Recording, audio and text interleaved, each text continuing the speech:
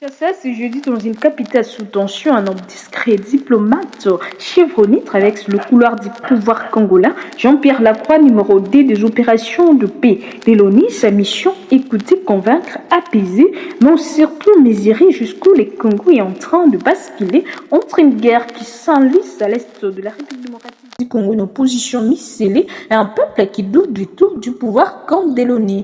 Vous êtes sur Congo.carré Télévision, merci de vouloir vous abonner, d'activer la cloche de notification, de partager les liens, tout en invitant vos proches à rejoindre la grande communauté Congo.carré Télévision. Ce jeudi, la Croix choisit un geste très fort, rencontrer les opposants politiques dans son agenda, Martin Fayoulou, l'éternel contestataire Jean-Marc Kaboundou. Le prisonnier symbolique, le représentant d'un vol formateur de Délice Sanga et c'est des Matata Pogno, ancien ministre, premier ministre et rival du régime. C'est face à face à Valère du signal, l'ONU ne veut pas seulement parler avec le palais officiel, mais aussi avec ceux qui contestent le pouvoir en place. Car à Kinshasa, l'espace politique s'est rétréci, les opposants n'ont pas oublié, il y a quelques jours, plusieurs d'entre eux ont été empêchés de se rendre en Afrique du Sud pour une médiation portée par Tabao Mbeki. Coïncidence administrative ou manœuvre politique, peu importe, dans les esprits, c'est clair, la démocratie congolaise vacille.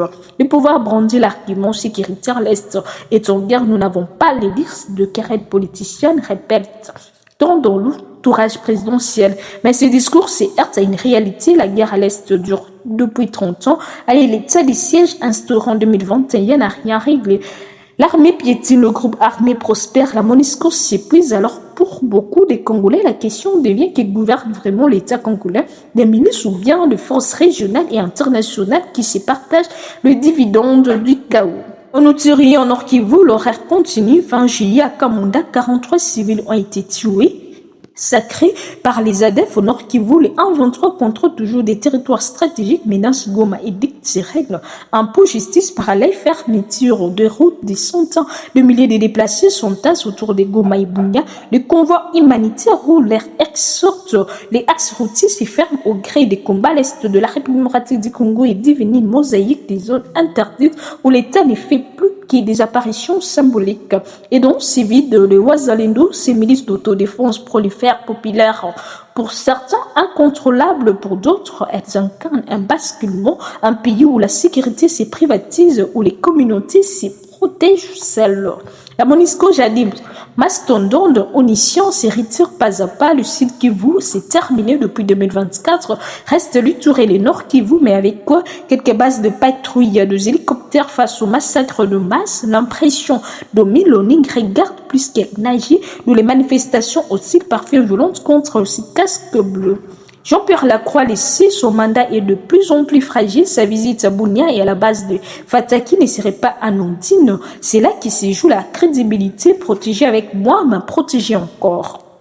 La diplomatie des couloirs, Washington et Doha, pendant qu'il Lacroix discute à Kinshasa, les grands du monde avancent leur point. Fin juin, Washington, un accord spectaculaire entre Kinshasa et Kigali, puis les soutiens au groupe armé, respect des frontières, projet économique conjoint, une percée diplomatique de certains, une capitulation masquée, retour d'autres. En parallèle, à Doha, les 1-23 a signé une déclaration de principe, de promesse, des retraits, d'ouverture de banques, de libération, mais sur le terrain, paix bouge, les armes continuent de parler des processus, des tables, des négociations et zéro résultat concret. Il faut bien le dire, en République démocratique du Congo, une vie double crise, une guerre sans fin à l'est de la République démocratique du Congo, une défiance politique à l'ouest. À Kinshasa, le pouvoir verrouille, l'opposition crée à l'étouffement et la société civile alerte sur la liberté de la presse et de la liberté d'opinion. À l'est, chaque village vit au rythme des incursions, de massacres, de déplacements. La Croix arrive donc dans un pays fracturé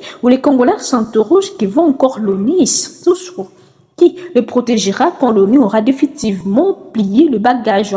Dans le meilleur des cas, la visite ouvre une brèche politique, un dialogue minimal de garantie sur les libertés publiques et quelques mesures de protection pour les civils à l'Est. Dans les scénarios le plus probable, quelques sourires devant les caméras de promesses, mais peu d'importe, la guerre continue, l'opposition reste surveillée, la MONUSCO s'efface en silence. Dans le pire des cas, un massacre de trop, une avancée près en 23 ou une répression ouverte à Kinshasa, alors la défiance se transformerait en rupture et les Congo ont atterrirait ou entrerait dans une zone de turbulence incontrôlable.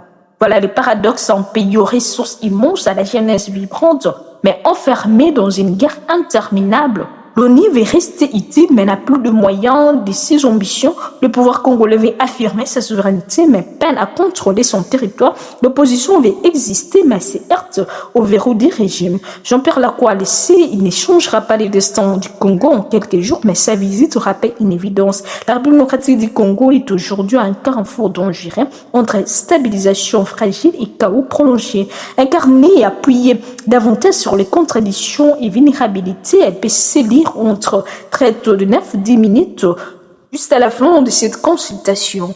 C'était Congo.carré Télévision. Merci de nous avoir suivis. N'oubliez pas de vous abonner, d'activer la cloche de notification, de partager les liens, tout en invitant vos proches à rejoindre la grande communauté Congo.carré Télévision. Merci.